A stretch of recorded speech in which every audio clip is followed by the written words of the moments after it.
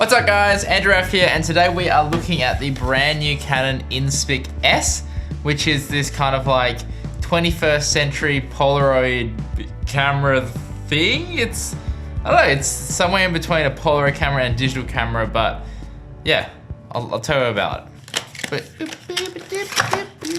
So no, this is not a crazy 82 megapixel medium format, shoot 6K raw 12-bit video or something stupid like that. This is just a good old-fashioned compact instant camera, and it does exactly what it's supposed to do very, very well. So essentially what this is it's basically a replacement for your old school Polaroid camera. So the Polaroid camera that we have is super chunky. Like it's like this thick, and you can't really fit in your pocket.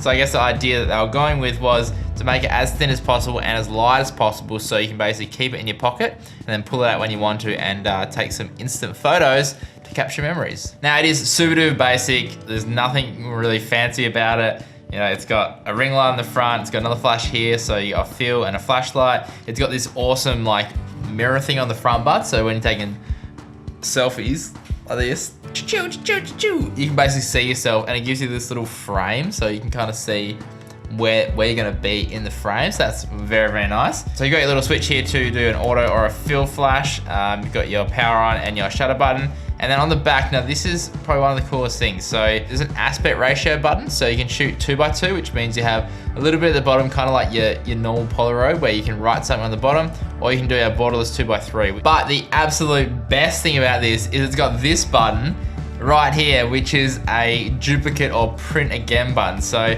the problem with Polaroid cameras is that you take a photo, and then if you say like more than one person in the photo and they want a copy as well, then you have to try to take the same photo again and hope that nothing changes, and it's never really the same thing. But if you want to print another one, then you basically just press this button and it prints the same one over and over again, which is super duper cool and super duper convenient. Like a Polaroid camera, you basically pull off the back and you load the paper in there. You can fit up to 10 bits of Zink photo paper in there, which is the zero ink technology paper they use to make this all possible. And the absolute hands down best thing about this in comparison to say a Polaroid camera is this right here, which is a micro SD card slot.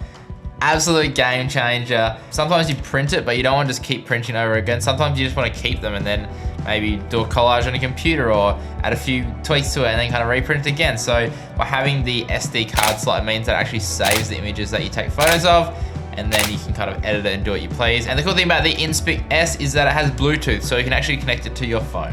So with the camera app, you can do things like a remote timer, as well as actually send images from your phone to here and just use it like a printer. So if you're taking some photos on your phone, you want to print them out and give them to someone, then you can send it to this and it'll print out just like if you're taking a photo on this by itself. But again, the absolute game changer for me would have to be that micro SD card slot. So why I think this is so important is because say you're using this at your wedding reception and you want people to take, Polaroid selfies sort of thing to remember the night. The basically what you can do is you can allow them to take a photo home with them, and then you get all the digital files, and then if you want to print them later on, then you can, or if you want to make a collage or do something with it, then you have all the files there ready to go at the end of the night. And you don't have to worry about every single time printing a duplicate or trying to get the same photo twice, and then they get one and you get one and try to share the love. So that is absolutely amazing. Let's quickly jump back a sec and go back to the photo paper. So like I said, it's called Zink photo paper, and it stands for zero ink.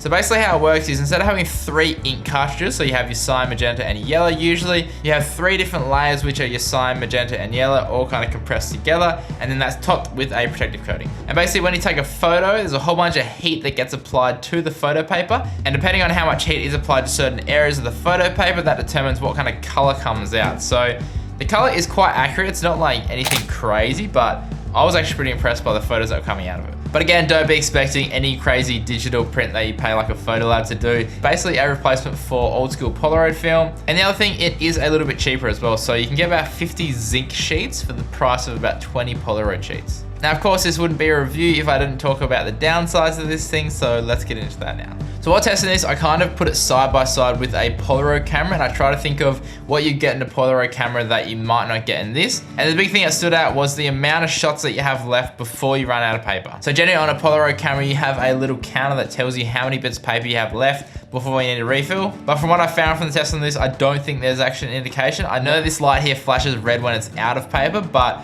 from what I can tell, I couldn't see see it when it's kind of running out of paper. There might be like a different colored flash when it's maybe got 1 or 2 shots left or something, but in my quick testing, I wasn't able to tell kind of what that light combination was if there was one. So that is definitely something you're gonna have to keep in mind and always have some spare paper handy. Another thing is the shutter button here is very, very touchy. Like there was a few times where I was kind of like holding it, getting ready for a photo and accidentally pressed it. So just be super aware when you're holding that you don't accidentally press this if you're leaving it powered on. Another thing that I absolutely wish they would have in this, but I kind of understand why they don't, because I mean, it is an instant camera. But with that SD card, I wish that when you ran out of paper, you would keep taking photos and at least just store them on the memory card and not have to use that instant feature.